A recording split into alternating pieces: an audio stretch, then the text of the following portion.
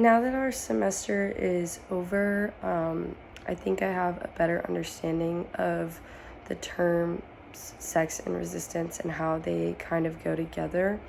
Um, there's definitely like an intersectionality between sex and resistance, and some of the pieces that help me understand that.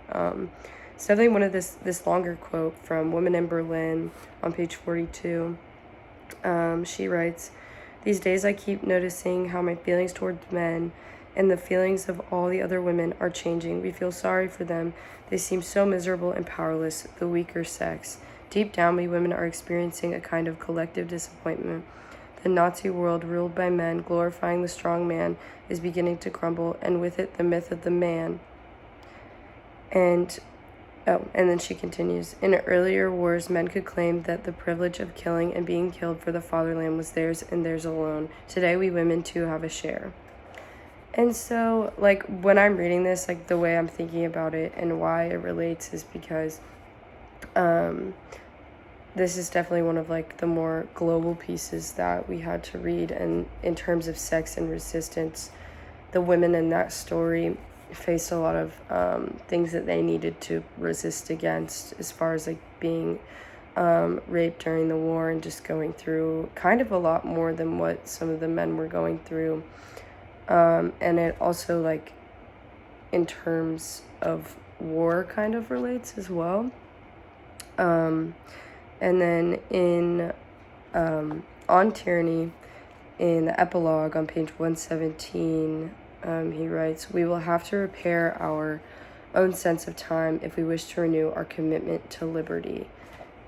And I feel like this class is kind of like going into the fact that we are, based on people's sex, like, they're facing resistance in the world, and that's things that we need to change. And he's talking about liberty there. It's like we need to look back on the mistakes that there have been made in the past in order to, like, find liberty once again. And then from Bad Feminist, on page, or in the introduction, Roxane Gay says, "I embrace the label of bad feminist because I am human. I am messy. I'm not trying to be an example. I'm not trying to be perfect. I'm not trying to say I have all the answers. I'm not trying to say I'm right. I am just trying to support what I believe in, trying to do some good in this world, trying to make some noise with my writing while also being myself, a woman who loves pink and likes to get freaky and sometimes dance her ass off to music she knows is terrible for women, and who sometimes plays dumb with repairmen because it's just easier to let them feel macho than it is to stand on the moral high ground." And I think this also, like, goes into a lot of what we've discussed in the course, is like there's no one view of feminism.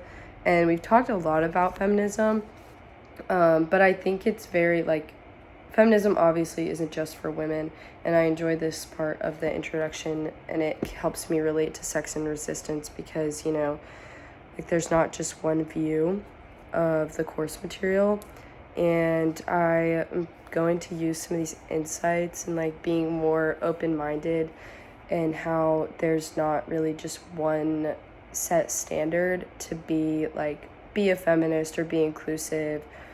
In general, like, just being open-minded is probably how I'll go about it.